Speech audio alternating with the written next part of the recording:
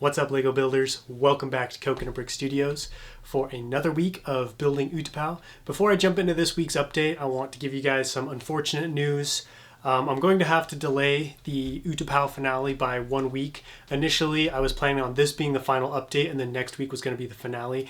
However, I do have a package coming in the mail that I need to finish Utapau, and it was supposed to get here on Friday, but it's been delayed, so I'm hoping to get it sometime next week. So I don't really have any way to control that, so I'm going to have to do one more update next week. So I guess that is kind of good news because you guys will get to see one more Utapau update before the finale. That being said, I do have great plans for this week. I plan on getting the entire front part of the upper rock wall connected. I may not get it built to the, final height, but I would at least like to have the first row done from one end to the other. That way I can really see like what I'm working with and really see if I'm getting the right shape down, and just so I can be that much closer to being finished. I do also need to get the second building finished. I need to finish that before I can put the roof of the cavern in, because once I put the roof of the cavern in, I won't be able to get in there very easily and work on that building. So hopefully that should be finished up by the end of this week. All that being said, I've got a lot of work to do, so let's go get started. I'm kicking off this week with a haul. So this is the last of my lights that I need.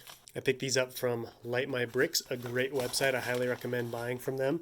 It's not a whole lot. I think it's only a couple of things. Yeah, so we've got a 4-pack of these 30 centimeter connecting cables and then a battery pack. So this stuff is going to be used to help light up the second building. I have the LED lights. I just needed more of these connecting cables, and then I needed a power source. I also have this very interesting box, and I say interesting because I know it's in here, and I've bought this many times, and I've never received it in a box this big. So I am interested to see how it was packaged and why it was packaged in such a big box. I have yet another Utapau Trooper Battle Pack. I don't know why they're called Utapau Troopers in this, even though we all know they're 212th Troopers. But here's what we want to see, those beautiful, beautiful 212th Troopers. So this will add 4 more clone troopers to my army, as well as potentially another tri-droid. Now it's time to show you guys what's been going on with Utapau and what I've been working on. So you can see I've got a couple of crab droids right here. This one's only partially built. I just did those on today's live stream. Got an explosion tutorial. This doesn't really have anything to do with Utapau. That's just for that explosion tutorial video I made the other day. If you haven't checked that out, I'll put a link in the description. The first thing I want to show you guys is this cool little device.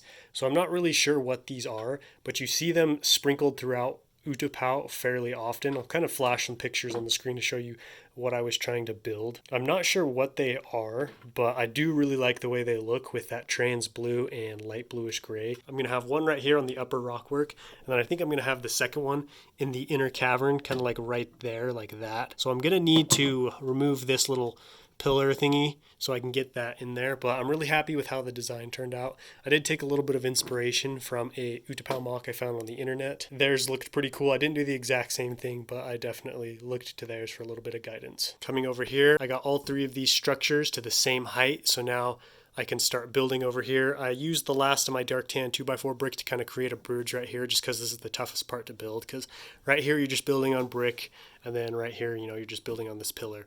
I guess right here is pretty tough too. I had a really cool breakthrough on this building right here, so I don't know if you guys remember. It was either last update or the update before I was talking about how I was having trouble placing this pillar, because I could either connect it to this wall right here or this front wall, and either way that would leave some gaps, and just the connection was weird. And then a good buddy of mine, Andrew Dubber, sent me an email with a little concept design for connecting this pillar on the seam of the building, which is where I wanted it to go. And then with a little bit of modification from myself, we were able to figure out how to do it. So we've got this hinge brick right here with a 1x2 plate. And then on the inside of the wall, we've got one of those 1x1 bricks with a stud on one side. So what happens is the hinge brick is just placed on its side like that, connected into the wall, and it's holding the pillar in place, and I can even adjust it to the correct angle that I want. So now you can see this crack is all covered up the entire length of the pillar, and I'm super happy. So huge shout out to Andrew. Thanks, man. I really appreciate it. I also got a little bit more rock work done here on the front.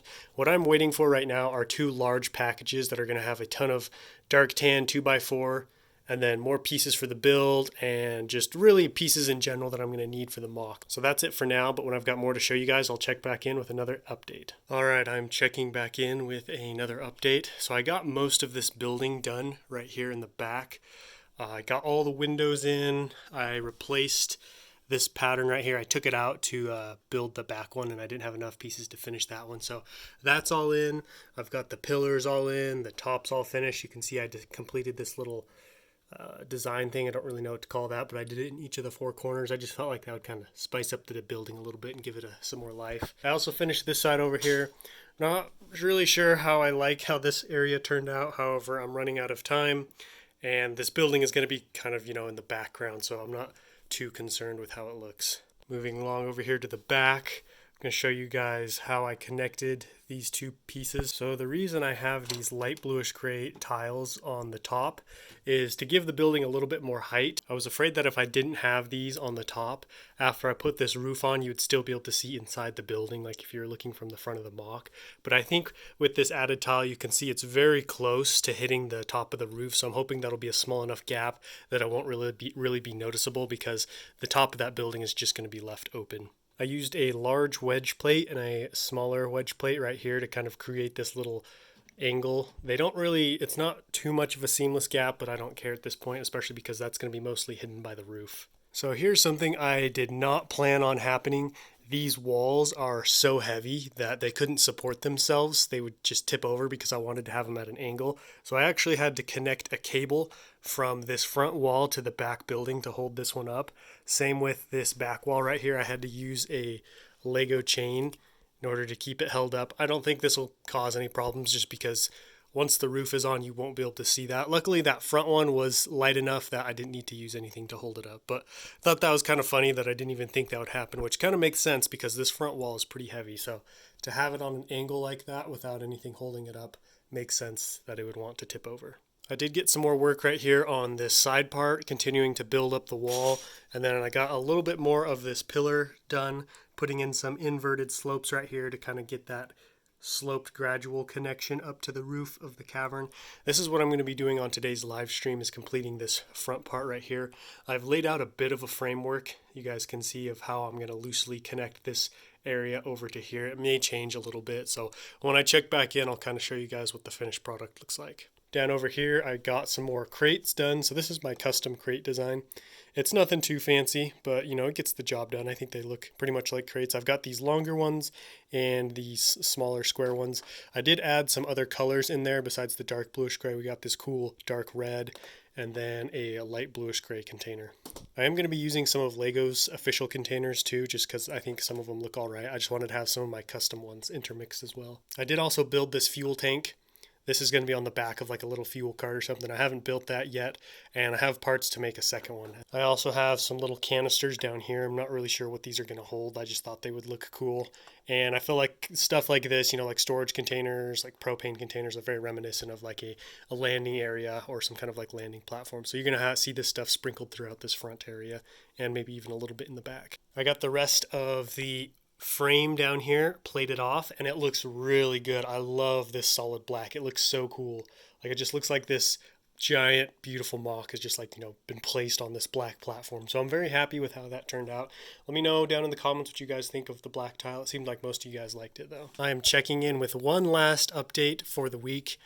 I'm very happy with the progress that was made. I did decide to get everything cleaned up just so you guys could see. I feel like I've been making a lot of progress lately, so I wanted it to be clean so you could really capture what I've done. Most of the progress has been up here. You can see I've completed now the entire first and even in some spots second row of the upper rock wall.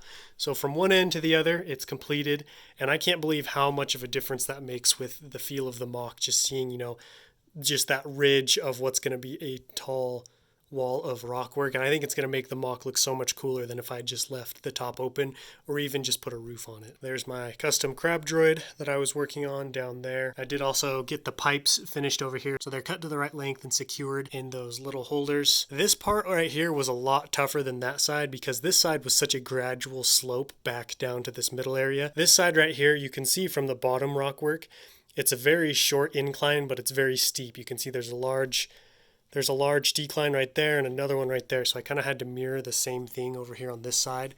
But I think I was able to capture it pretty well. I used a lot of these smaller wedge plates to create kind of a gradual slope inward. Then right here was probably the largest jump inward, and I used a larger, I think it's a 6x6 wedge plate. I've been working on the underside of the cliff as well. I've been using these half pegs and then sticking them in the holes or open areas of regular slopes to kind of turn them into inverted slopes. I'm very happy with how that's looking. And then I put a bunch of inverted slopes right here on this pillar just to make it look like, it morphs into this upper cavern wall more naturally. Moving on to this side, I got one of these storage things installed. I honestly don't know what to call them or what they look like. They look like some kind of like storage unit or some kind of light or something like that.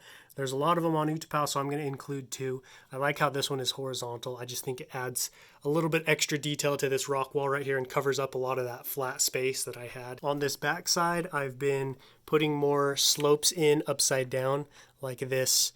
I think this is a 2x3 slope. I just stuck it upside down with those half pegs again. I am absolutely loving this technique. If any of you guys are working on like rock work or like cavern roofs, this is the way to go. I love how it fits. It just fits so smoothly to the top there and then just runs perfectly down onto this rock work. It just makes it look like there's just one solid rock wall running from down here and then just seamlessly fitting into the roof of the cavern. So I'm very happy with how this is turning. So that wraps up this week of building Utapau. Another great week is in the books and it's time to hit the outro. I hope you guys enjoyed this week of building Utapau. I am extremely pleased with how Utapau is looking right now. It's looking probably 95 to 97% done. I really just need to finish that upper rock wall and do some building on the backside of the MOC. And then of course there are finishing the vehicles. I need to finish the crab droids, modify the ATTE, and probably build one more tri-droid, even though I'm not sure like if it'll be a completed tri-droid or a blown up one. That wraps up this update. I hope you guys enjoyed it. As always, if you have any comments, questions, or anything like that, leave them down below in the comments. And if you liked the video, don't forget to leave me a big thumbs up. And as always, if you're new to the channel, please consider subscribing so you won't miss out on any future content. But until next time, happy building.